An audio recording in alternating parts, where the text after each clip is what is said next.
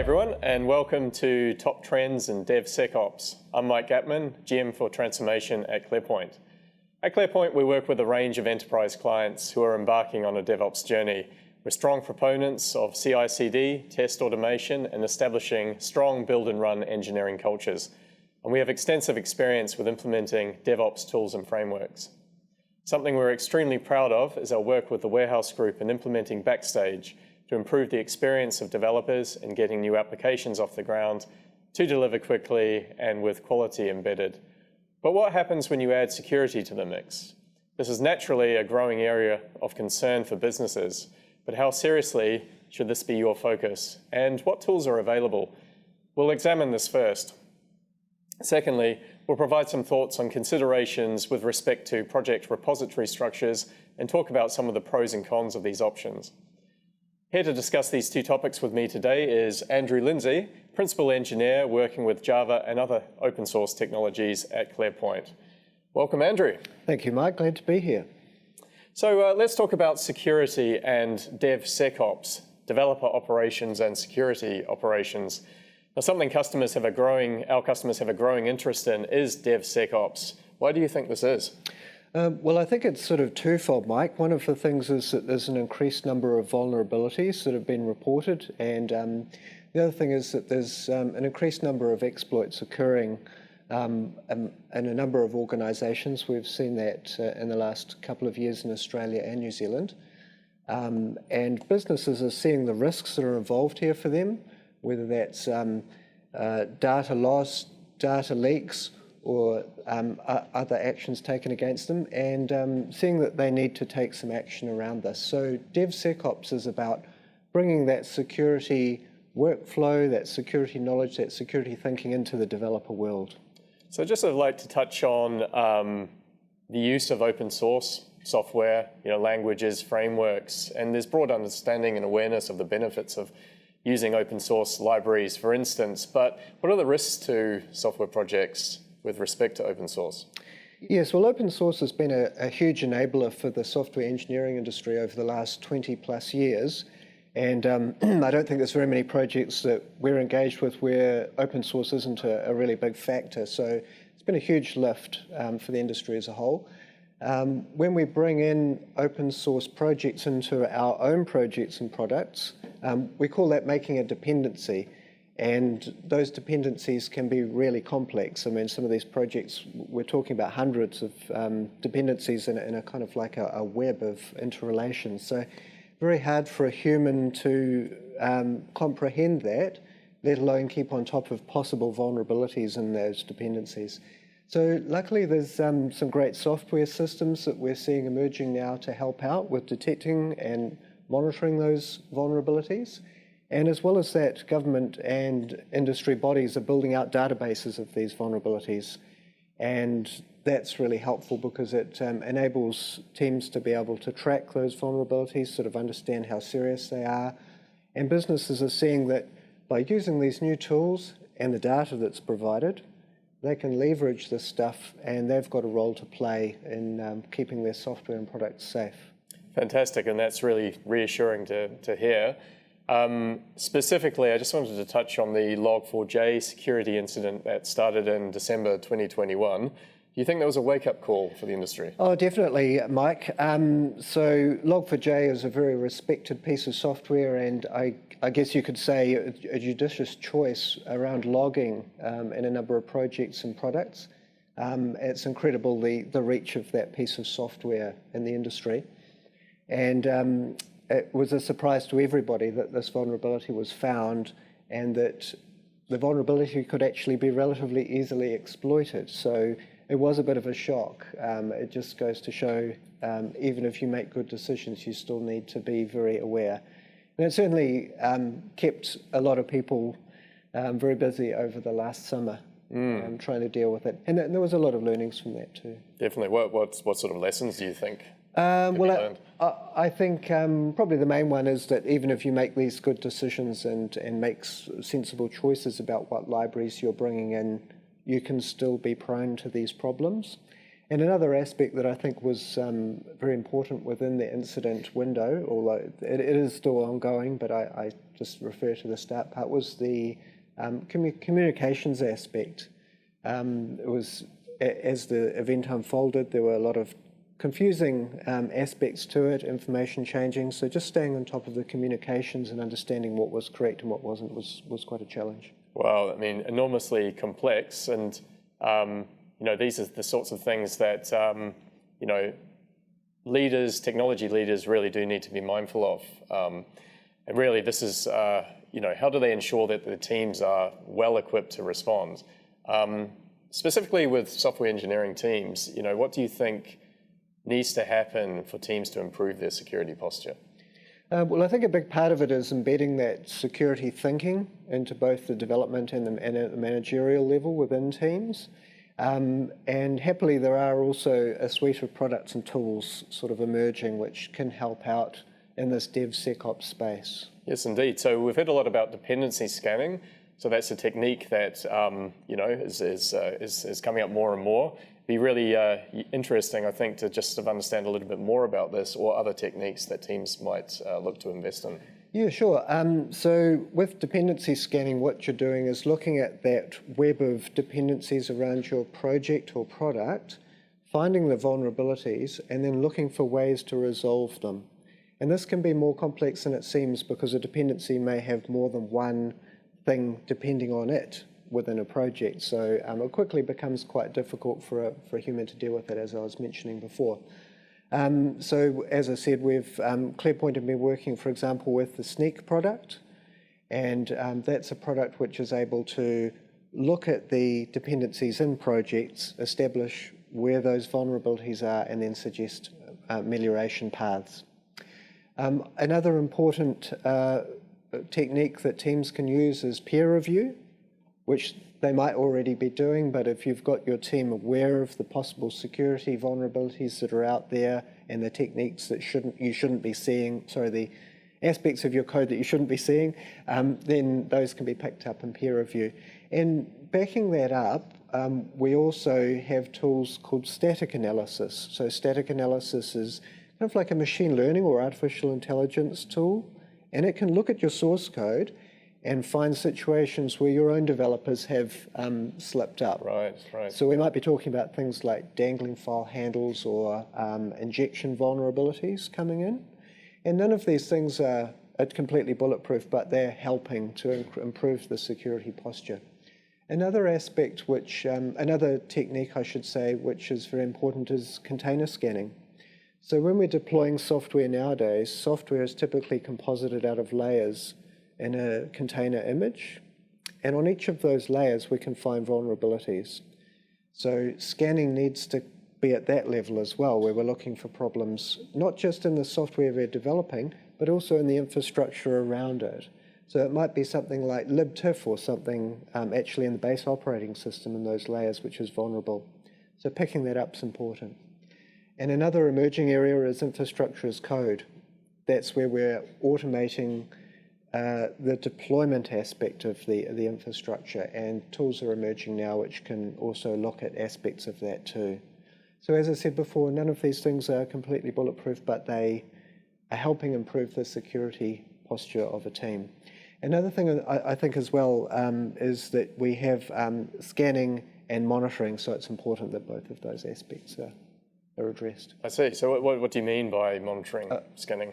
Okay, so when I say scanning, I mean if you have a project and you scan it for vulnerabilities in these different ways that we've just discussed, and another problem emerges, say you do this on Monday and a problem emerges on Wednesday, the scan you did on Monday is not really going to help you address that issue on Wednesday. So you need to also have a system in place that on an ongoing basis checks for these problems. And this has got a slightly different flavor to it because scanning typically is initiated by a person or by a pipeline. Monitoring is typically driven on a schedule. So sort of different dynamics around those two approaches. Thank you. That's great. Thank you. It's very extensive and comprehensive set of tools there. Something I just want to wrap up on here is over the last few years, there's been the recognition of the idea of shifting left, where as much of the developer lifecycle as possible is done close to the developer's machine. This is certainly true for quality, where we talk about shifting left on quality. How does this apply to security? Where do you think that the team should be looking to implement such measures? Well, it's just the same as for any other DevOps technique. Shifting left means that a developer can undertake these processes on their own computer or development environment, I should say. And so the turnaround time is really quick. It's not that they have to get something out to the CI/CD pipeline to find these security problems. And when they do need to take it out to the pipeline, and there are a lot of developers on a project, we see contention happen at the CI/CD pipeline level, and it slows everything down. So being able to initiate these security checks as close to the development environment as possible speeds things up, reduces frustration, keeps everything moving. Fantastic. So positive. That's great. Thank you for your insights, Andrew. We'll just move on to another topic, which is something that we've seen as a theme over the last year, and that's to do with the way that clients' repositories are organized. Why do you think this is an important consideration? Can you tell us a little bit more about the options? Yes, so the two options that we see used are the mono repo and repo per service. So the main difference between these two is that with the mono repo, the components of one's project are contained within directories inside a repository. So it's all together. With the repo per service, there's actually a repository for each of those components, so it's quite fundamentally differently organized. And there are pros and cons with these two approaches. I see. Do you think that one approach is better than the other? It's a bit more complex than that, Mike. There are pros and cons with both, and so it really comes down to what a team are needing and what a team are doing within a project as to which way they might go. I see, and you mentioned pros and cons. How would you describe the pros and cons either way? Right, so for the mono repo situation, the main advantage is that the components are living together in the same repository, so it's very easy to coordinate work around those components. If we're talking about things like making a change in a library, then that'll flow very naturally over to the other components, and it's all one pull request. The pipeline goes out smoothly into the deployment. When we're looking at something like the CI/CD pipeline, however, things get a little bit more complex because we've got so many components in one repository. It can take a long time to build them, and that can slow things down. So there tends to be a lot more complexity in there because we only want to build those things that have changed. Yeah. It's all doable, but it's certainly more complex. If we look at the repo per service things, that's all turned on its head. So the projects are typically quite decoupled, and the build pipelines are relatively simple. But when we come to coordinate things like changes in libraries, changes in schema, then there's a little bit more coordination required. Somebody's got to make a number of pull requests over a number of components. So there are pros and cons either way. And it's sort of over to teams as to, also at an organizational level, what works for the organization, perhaps a little bit of a question of scale as well. Excellent. Thank you, Andrew. There's plenty of food for thought there and plenty to consider. So implementing DevSecOps into your business is naturally a significant endeavor and not without its challenges. I'm pleased to pass over to Eva Tchaikovska, our practice lead for site reliability engineering at ClearPoint, who will cover off some of the common trends and pitfalls, and we'll discuss how using an environment as code approach can solve for a number of issues. Over to you, Eva. Thanks, Tim. So let's talk about environment as code and what problem does it actually solve. Have you heard maybe about the works for me problem? Well, it is quite popular, and it happens when there is a lack of environment parity. And a lack of environment parity happens when we have multiple environments, but they are not quite similar to each other. Now, working with many clients, we observe different types of problems related to environments, and three of the challenges that we commonly observe are presented in this slide. So we often see high staff turnover, the need to keep up with the tools upgrades, and also being forced to using multiple life cycles for one project. But let's start with the first challenge, being the high staff turnover. So working in the IT industry, it is common for us that people change their roles, sometimes inside of the company, and sometimes they change the company that they work for. This, in consequence, leads to the time that has to be spent on providing the proper environment, proper development environment for the new hire. So for the new people that join a team, whether it is a developer, a test engineer, or any other role, they have to have an environment good enough to make them productive as soon as it is really possible. So here we are talking about providing environment, the same environment for many people in a team. Moving to the next slide. Imagine that a new person joins your team. There are lots of tasks that this new person has to do. Like, for example, they have to identify somebody that they can ask about what tools to install, what versions of these tools. They have to configure the tools and install them. And this takes time, takes energy, and but this is really needed in order to start, to be able to develop something, to write the code, to run the test, and so on. And also this process here is manual. So as all the manual processes are, it is also prone to mistakes because it is easy to forget a step, misconfigure something, or misunderstand some requirements. So if the development environment is not set up properly, we can see, for example, a red wall of errors like here. Here we see some errors that we could not compile our .NET application. Or we can also just not be able to run any command at all because we wouldn't have it installed in our environment. Another risk is that configuring the development environment manually,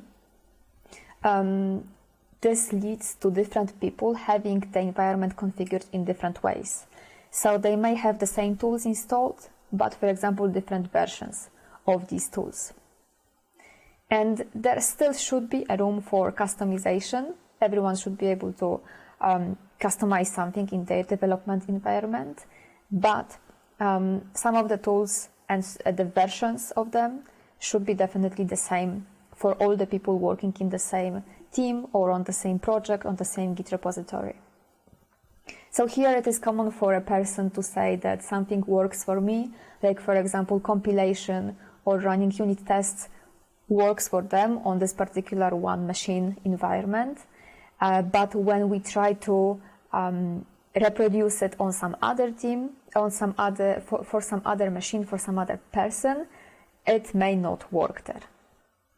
So this is our first challenge, providing a development environment for many people in one team.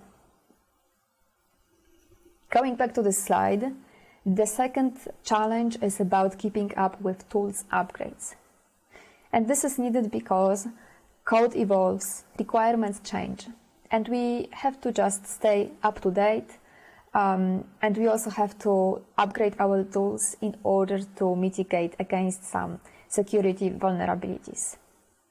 So it is natural, we upgrade the tools frequently. And what tools may be upgraded here? So this is about any tools that are used for the operations that your project needs. It may be about code compilation, unit test, deployment, and so on, any operation whatsoever. The important thing to note here is that for all the environments that you use, and you may be using environments like, for example, testing, integration, QA, production, however you name your environments, the tools and the versions of these tools should be the same in each of the environments. So let's talk about this more using an example CI/CD pipeline. Here we can see the example pipeline. The red rectangles represent stages in this pipeline. So the first rectangle, the first stage here is about code compilation. Then the second stage is about running unit tests. And then we see three environments. So there is integration, QA, and production environment. In each of them, in this particular pipeline, we run the same stages, deploy and run acceptance tests. And we should run them in the same way through all the environments. And this is all great, but we need some tools to run these operations, to run the tests, to compile the code, to deploy it. And for example, you may want to keep your infrastructure as code. So you will need some infrastructure as code tool, like for example, kubectl, like for example, Terraform, or you may deploy your code using Helm or kubectl if you are deploying on top of Kubernetes cluster. So regardless of what tools you are using, it's important to use the same tools and the same versions in all of these environments here. Now the problem may be if in one environment we have some version of a tool, for example Terraform, used in the integration environment to deploy our code. Then we move to the next environment because the previous stages were successful, and we continue using the same version of the tool. But then it may happen that all the stages take just a long time to complete, and or maybe there is a manual approval in place and somebody has to just come in and click to approve this pipeline to run further. So we are waiting for them to do it. In result, it may happen that if we did not pin the version, if we did not specify what version we are using for this infrastructure as code tool, we may end up with using a different version, because in the meantime, a new version of this tool was released. And if we are just using the latest version, then it may happen that in different environments, we are using the different version of this tool. So this is a problem because tools evolve. So new features are added. Some features may be depreciated. Bug fixes are released. So we need to be able to upgrade our tools, use newer versions, but this decision should really be intentional. If it is not, then our confidence in the operation being successful, like the deployment or running unit tests, is not going to be really high. So how to understand it more? Why pinning the version is important? Let's look about the two changelog files here for Terraform and for Kubernetes. Changelog files give us the information about what changed in particular release of a tool. And here in the red circles, red ellipses, you can see some information about features that are going to be depreciated. So it means that if suddenly we were to use the newer version of a tool and we would like to use some feature that is going to be depreciated in this new version, then we are going to run into error. So still it is needed to go through the changelog to understand the changes, just so that we can prepare for the upgrade. But also this decision whether we upgrade the tool or not should be really made intentionally. So to sum up this, why pinning versions of our tools is important. Firstly, this is a very basic thing. This is just a code hygiene that we really need to do. Second thing is to ensure that our application or our infrastructure is going to work in the way that we expect it to. So if we run some operation in one environment and it worked, we would like it to also work in the next environment. Thirdly, we may want to isolate the change.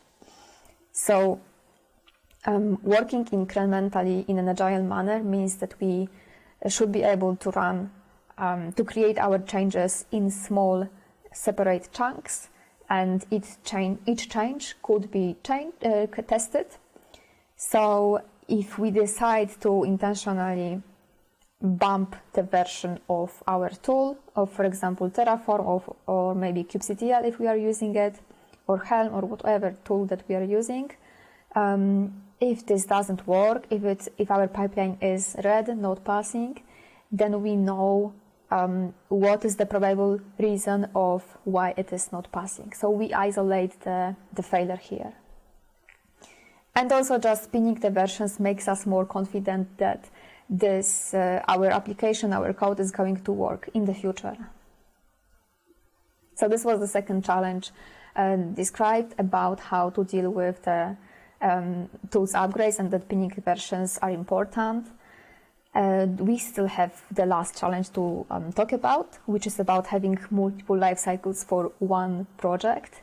And this is about having to run different set of operations locally and in a CI/CD pipeline. And again, here the consequence is that we need to spend time in order to maintain these different life cycles, different set of operations, and different environments. To illustrate this more, we can reuse our CI/CD pipeline example. And here now we can see a pipeline, an example pipeline with all the stages that we have already seen in the previous slide. However, often we observe that if we try to run the operations locally in our development workstation on our VDI, for example, then it is not really easy or not possible at all to run the same operations. And there are some differences, potential differences that we may expect between the environment that there is in a pipeline and the local environment. So now lower in this slide, we can see what operations we can run locally in a developer workstation. The first potential difference here is that in a pipeline, we would run the unit tests using some command line tool, some CLI utility, and we would invoke it in a terminal, get the output, get the exit code in terminal. But in a local workstation, this tool may be just not available to us. So we may be using a different tool, hopefully not. We may be using some other version of this tool, which makes us, maybe better told, some other variant of this tool that makes us use the graphical interface. So in result, we are not using the same exact command locally and in the pipeline. The second difference here is about using different version of the same tool. So for example, in a pipeline, you would be using Terraform 1.0.0, and locally we would be using version 1.3.0. So different version of a tool. And another potential difference is that while in the pipeline we may have access to all the environments like integration, QA, and production, from the local workstation we may not have this access. And this is all great because we should be able to apply the least privilege principle, because not everyone should have access to the production environment. But still we should be able to apply the same commands, the same operations that we run in a pipeline and locally. So this makes it easier to test, and also not doing so would result in us having to maintain multiple different sets of operations. So this leads to more time spent and more resources invested here.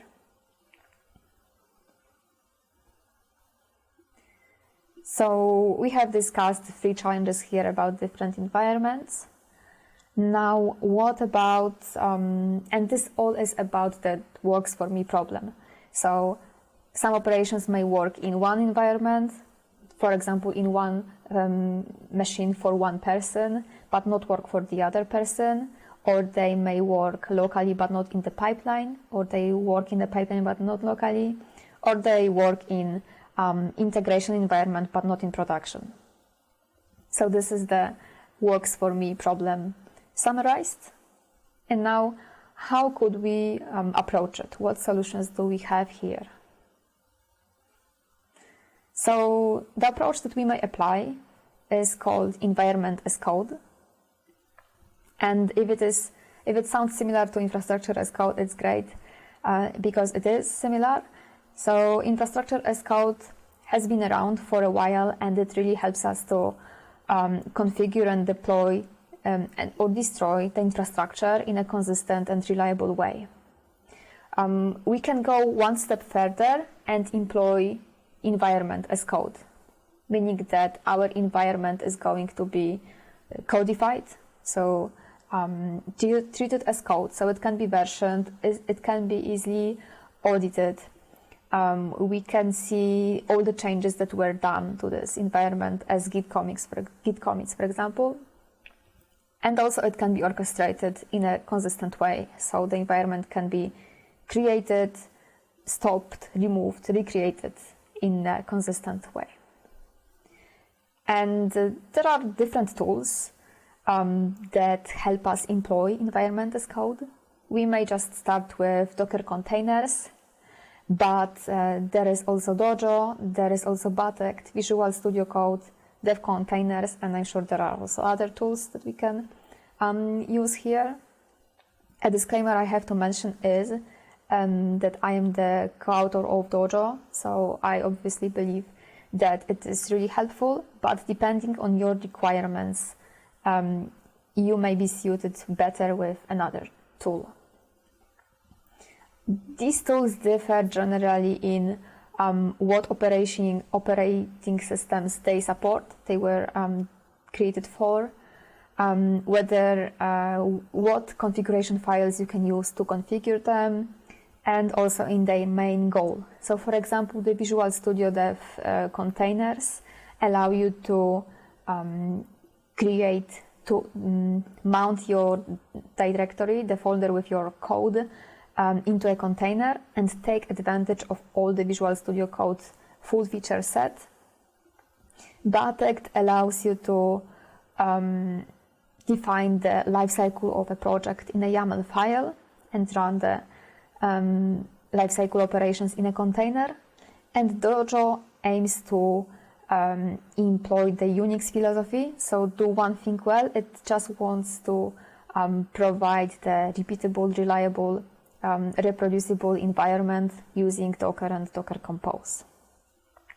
So such an environment as code here, can contain some codified practices, some policies that your company may need to comply with, needs to apply, and it should also promote reliability, because if a Docker image or other environment that you would decide to use is used by many people, then the more people use it, the more tested it is in various situations, so we have more confidence in it being able to work.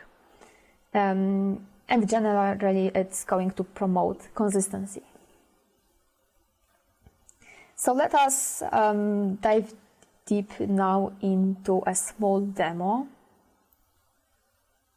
We are going to work on an example.NET application. We are already in the directory with the code.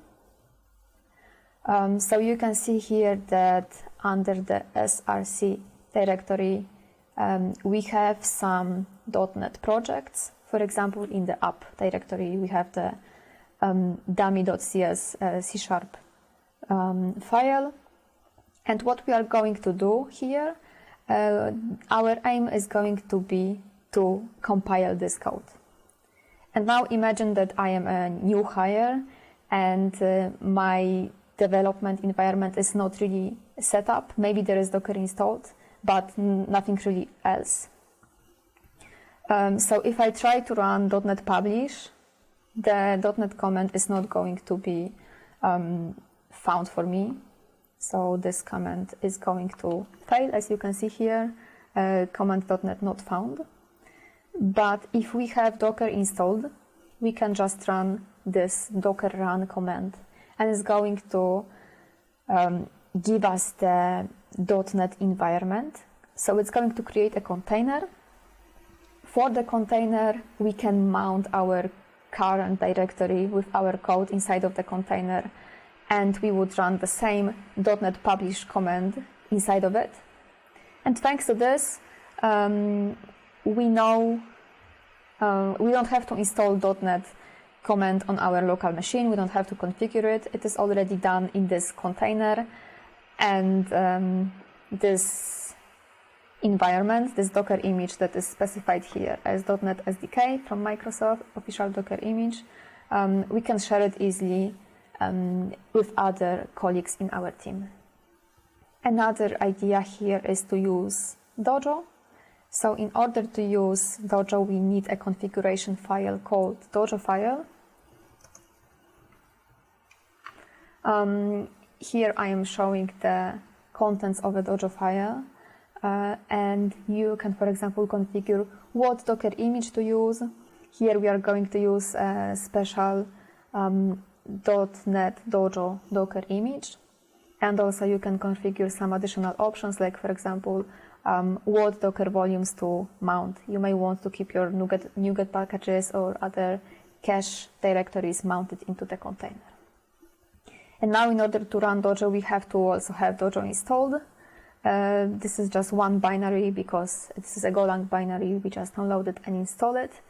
And we would run the same command inside of a Docker container that it's going to create. So what does it do is it would Docker pull the Docker image that we specified in this Dojo file configuration file. And then it's going to invoke this very long command that takes care of, for example, preserving the environment variables to the container. And generally, it creates this Docker container, mounts the local directory inside of the container. And since we specified this command here to run .NET publish, the same command is going to be run in this Docker container.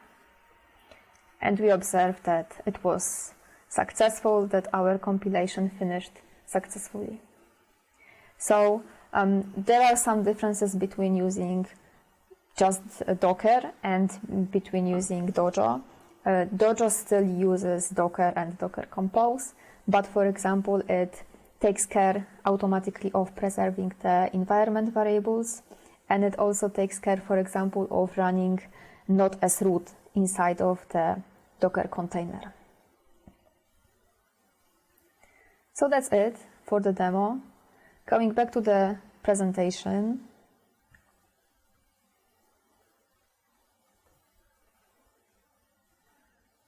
So in summary here, we discussed the works for me problem, and we answered that it may be approached using the environment as code technique. There are two main kinds of benefits here. So we are going to save some time, and we are going to produce and provide reliable environment. So time is going to be saved because if we are going to use environment as code, we can just reuse the same Docker images or other images for all the people in our team, and we can take care of the environment parity, so we don't really reinvent the wheel. We don't have to support many different environments. And when it comes to the reliability, the more people are going to use our environment, then it's going to be tested more, it's going to be more reliable, it's going to work. It's going also to be defined as code, which is a big point because we can have it easily audited. We know what code changes were done to it. We can know, thanks to the Git commits or other version control tool that you are using, we know why the change was made and who made it also. So that was it. Many thanks for listening. And now back to the studio. Thanks very much, Ava. So today we have covered the importance of establishing strong organizational and engineering team awareness of security vulnerabilities, and how dependency scanning and static analysis tools, as well as other techniques, can help your teams identify vulnerabilities in the pipeline, along with the move to shifting security left and into the developer's machine. We've also covered key considerations that you should look into when evaluating whether a new project should take a monorepo or repo per service approach. And we've also covered some of the benefits of taking an environment as code approach and some of the issues that can be resolved through this technique. So I'd just like to thank Andrew Lindsay and Ava Tchaikovska from ClearPoint for joining us today. Thank you for joining. I'm Mike Gatman, GM for Transformation at ClearPoint. Thanks very much.